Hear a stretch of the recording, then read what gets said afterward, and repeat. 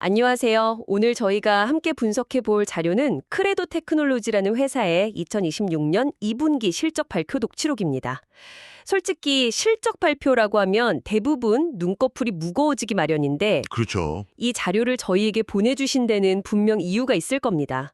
단순한 숫자 너머 지금 벌어지고 있는 AI 혁명에 보이지 않는 배관 시스템, 그 거대한 청사진을 엿볼 수 있는 자료이기 때문이죠. 맞습니다.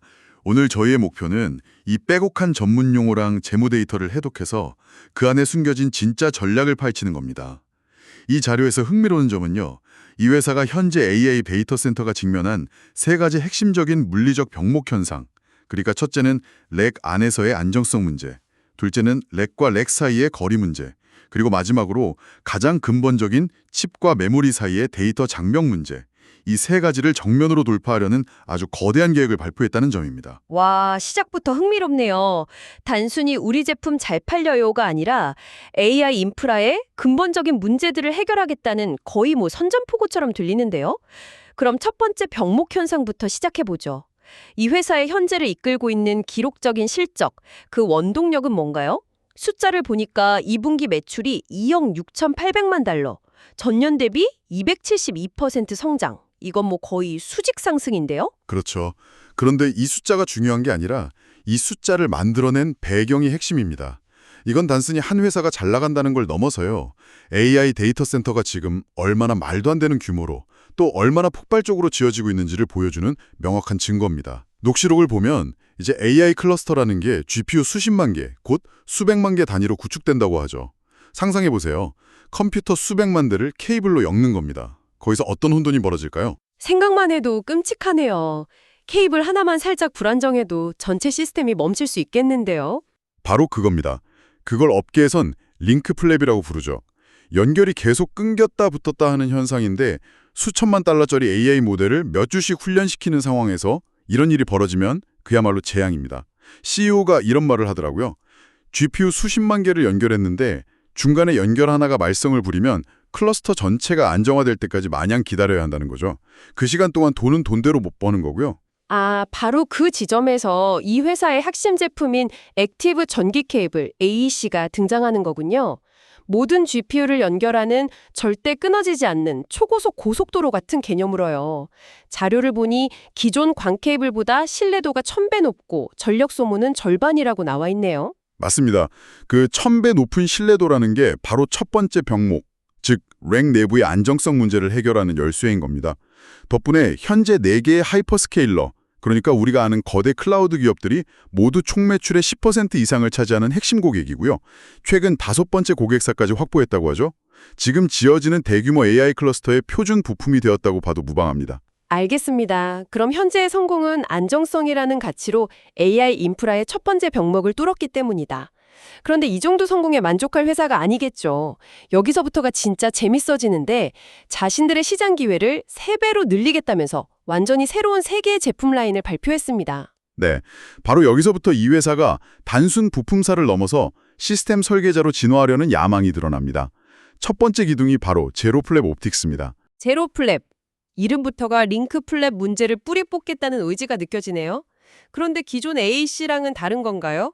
옵틱스라는 말이 붙었는데요. 좋은 지적입니다. ASC가 주로 렉 내부의 짧은 거리를 연결한다면 렉과 렉 사이 혹은 더 먼 거리를 연결하려면 광 기술이 필요하거든요. 그런데 기존 광 케이블도 결국 링크 플랩 문제에서 자유롭지 못했어요. 이 제로 플랩 옵틱스는 단순히 신호를 잘 전달하는 걸 넘어 문제를 예측하고 미리 대응하는 솔루션입니다. 발표에서 나온 비유가 정말 기가 막힌데 마치 자동차의 엔진 경보등 같다는 겁니다. 엔진 경고등이요? 차가 완전히 퍼지기 전에 정비소에 가라고 알려주는 것처럼 네트워크가 마비되기 전에 미리 신호를 준다는 뜻인가요? 정확합니다. 이건 단순한 케이블이 아니라 고객의 네트워크 관리 소프트웨어와 직접 통신하는 스마트 시스템입니다. 각 광 케이블의 신호 상태를 실시간으로 모니터링하다가 특정 링크의 상태가 나빠지기 시작하면 곧 문제가 생길 것 같다고 경고를 보내는 거죠. 그러면 전체 클러스터를 멈추지 않고도 문제가 될 GPU만 시스템에서 안전하게 분리해낼 수 있습니다. 와, 사후 대응이 아니라 사전 예방으로 패러다임을 바꾼 겁니다. 이건 하드웨어 회사가 아니라 거의 소프트웨어 회사 같은 접근 방식인데요. 그럼 두 번째 기둥으로 넘어가 보죠. 액티브 LED 케이블, ALC. 이건 또 어떤 병목을 해결하기 위한 건가요? 이건 두 번째 병목, 즉 거리의 문제를 해결하기 위한 겁니다. 데이터 센터가 점점 더 거대해지면서 이제 컴퓨터 렉들이 서로 수십 미터씩 떨어져 배치되기 시작했습니다. 기존 케이블로는 신호를 안정적으로 보내기 힘든 거리가 된 거죠. ALC는 마이크로 LED라는 신기술을 이용해서 AEC와 동일한 수준의 신뢰도와 전력 효율을 유지하면서도 훨씬 얇은 케이블로 최대 30m까지 신호를 보낼 수 있습니다. 더 얇고 더 멀리 간다. 데이터 센터 관리자들한테는 정말 매력적이겠네요. 케이블이 얇아지면 공기 흐름도 좋아져서 냉각 효율도 올라갈 테고요. 그런데 CEO가 이 ALC 시장이 지금 폭발적으로 성장하는 ASC 시장보다 궁극적으로 2배 이상 커질 수 있다고 전망했더라고요. 이건 좀 과장된 자신감 아닐까요? 지금도 엄청난데 그것보다 2배라니요. 저도 그 부분이 가장 흥미로워서 자세히 봤습니다. 한 애널리스트가 당신과 똑같은 질문을 했어요. 그 전망의 근거가 뭐냐? CEO의 답변은 이겁니다. 단순히 케이블 단가가 비싸서가 아니라 필요한 케이블의 수량 자체가 기하급수적으로 늘어나기 때문이라는 거죠. 생각해보세요. 렉 안에서 서버끼리 연결하는 것과 수십 개의 렉으로 이루어진 열을 서로 연결하는 것 중 어디에 케이블이 더 많이 필요할까요? 아, 당연히 렉 열을 연결하는 쪽이 훨씬 더 많겠네요. 연결해야 할 포인트의 조합이 폭발적으로 늘어나니까요. 규모의 경제가 아니라 규모의 복잡성이 케이블 수요를 이끄는 거군요. 바로 그겁니다. 데이터 센터가 확장될수록 렉과 렉을 잇는 연결 수요가 렉 내부 연결 수요를 압도하게 될 거라는 예측이죠. 이 예측이 맞는다면 2배 성장도 불가능한 이야기는 아닙니다. 알겠습니다. 비전은 정말 거대한데 여기서 현실적인 질문이 생깁니다. 이 모든 야심찬 신제품들을 실제로 다 만들어낼 수 있을까요? 요즘 어딜 가나 반도체 칩이 부족해서 난린데 이 회사라고 예외는 아닐 것 같은데요. 그 질문 역시 Q&A 세션에서 나왔습니다. 그리고 CEO의 답변에서 이 회사의 또 다른 전략적 기피를 엿볼 수 있었죠. 그는 크레도가 의도적으로 최첨단 공정을 피하는 N-1 전략을 사용한다고 밝혔습니다. 잠깐만요.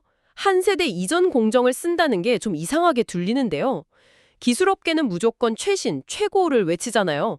이게 정말로 우위가 될 수 있는 건가요? 성능이 뒤처지는 건 아니고요. 저도 처음엔 그렇게 생각했습니다. 하지만 설명을 들어보면 아주 영리한 전략입니다. 지금 반도체 업계의 병목은 3나노, 5나노 같은 최첨단 공정에 집중되어 있습니다. 엔비디아의 GPU처럼 성능을 0.1%라도 더 끌어올려야 하는 칩들은 그 좁은 문으로 들어가려고 줄을 서 있죠.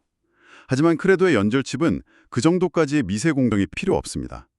한 세대 전인 12나노 공정만으로도 충분히 전력, 성능, 크기 면에서 동급 최강의 솔루션을 만들 수 있다는 겁니다. 아하, 그러니까 일부러 붐비지 않는 도로를 택해서 안정적인 공급망을 확보하는 거군요. 최첨단 경쟁이라는 교통체증을 피하는 셈이네요. 맞습니다. 이건 단순한 원가 절감 차원이 아니라 공급망 자체를 회사의 핵심 경쟁력, 즉 해자로 만드는 전략입니다. 파운드리 파트너 입장에서도 GPU 같은 거대 칩을 팔려면 크레도의 연결칩이 필수 부품으로 함께 나가야 하니 협조적일 수밖에 없다고도 덧붙였죠. 정말 치밀하네요. 자, 그럼 이제 마지막 세 번째 기둥으로 가보죠. 어쩌면 가장 미래지향적으로 들리는 옴니 커넥트. 이건 세 번째 병목, 즉 칩과 메모리 사이의 장벽을 해결한다고 하셨죠?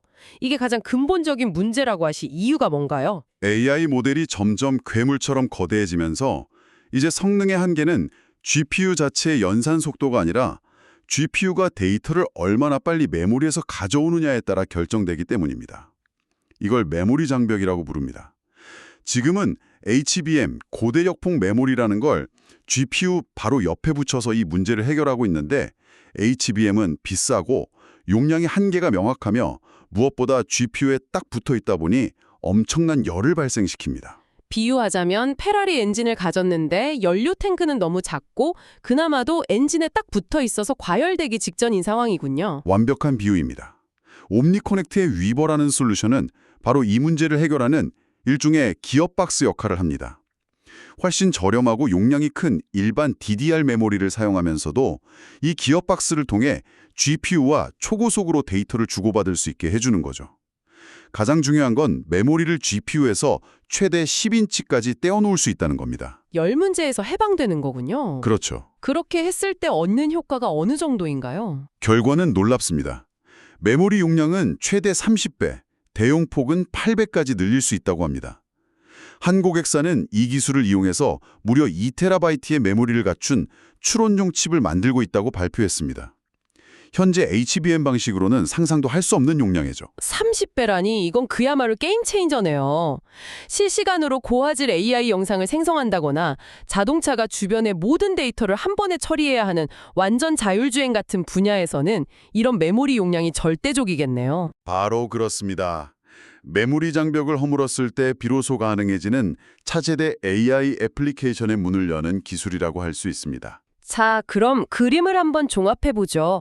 ASC로 렉 안의 안정성을 잡고 ALC와 제로 플랩 옵틱스로 렉 사이의 거리를 극복하고 옴니코넥트로 칩과 메모리 사이의 벽을 허문다.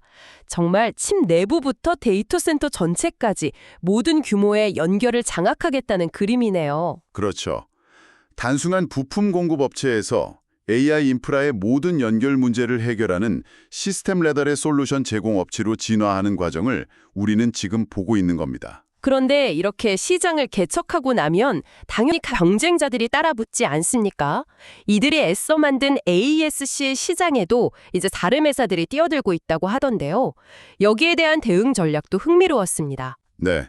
보통은 특허 소송 같은 걸 생각하기 쉬운데 이들의 접근법은 훨씬 더 실용적이고 자신감이 넘칩니다. 바로 자신들의 특허를 경쟁사에게 라이센싱 해주는 겁니다. 경쟁사한테 기술을 가르쳐준다니 의외인데요? 그 이면에는 시장에 대한 깊은 이해가 깔려 있습니다. 거대 클라우드 기업 같은 고객들은 공급망 안정을 위해 절대 한 회사에만 의존하지 않는다는 거죠. 반드시 2개 이상의 공급업체를 원합니다. 이 현실을 인정하고 억지로 시장을 독점하려 싸우기보다는 우리가 만든 이 시장에서 놀고 싶으면 우리에게 통행료를 내라는 규칙을 만드는 겁니다. CEO의 말이 인상 깊었는데 우리가 이 시장을 개척하는 데 수천만 달러를 썼고 그 길을 따라오려면 우리의 지적재산권을 존중해야 한다고 명확히 선을 긋더군요. 시장의 규칙을 자신들이 직접 만들겠다는 거네요. 대단한 자신감입니다. 자, 그렇다면 이 모든 것을 종합해 볼 때 이 실적 발표가 당신에게, 이 방송을 듣고 계신 분들에게 어떤 의미를 가질까요? 이 녹취록은 단순히 한 회사의 사업 계획서가 아니라 앞으로 펼쳐질 AI 시대의 물리적 인프라가 어떤 모습일지에 대한 구체적인 청사진 것 같습니다. AI 모델이 똑똑해질수록 그 모델을 뒷받침하는 물리적 배관 시스템, 즉 연결 기술은 더 빠르고 더 안정적이며 더 지능적이어야 한다는 걸 명확히 보여줍니다. 그렇죠. 이들은 연결 기술이 더 이상 데이터 센터의 값싼 소모품이 아니라 차세대 AI를 가능하게 하는 핵심 동력이라는데 모든 것을 걸고 있는 셈이네요. 단순히 컴퓨터를 더 빠르게 만드는 것을 넘어 컴퓨터들 사이의 연결 자체를 더 똑똑하고 견고하게 만드는 방향으로요. 맞습니다. 특히 제로 플랩 옵틱스처럼 하드웨어와 소프트웨어를 결합해서 시스템 전체의 안정성을 예측하고 관리하는 접근 방식은 이들이 앞으로 나아갈 방향을 명확하게 보여주는 증거라고 생각합니다. 마지막으로 생각해 볼 만한 질문을 하나 던지며 마무리하고 싶습니다. 오늘 우리가 살펴본 것처럼 칩 내부의 작은 통로부터 데이터 센터 전체를 아우르는 거대한 고속도로에 이르기까지 이 모든 연결의 병목 현상이 해결된다면 과연 이 새로운 슈퍼 배관 시스템 위에서는 지금 우리가 상상조차 할 수 없는 어떤 거대하고 복잡한 AI 애플리케이션이 탄생하게 될까요?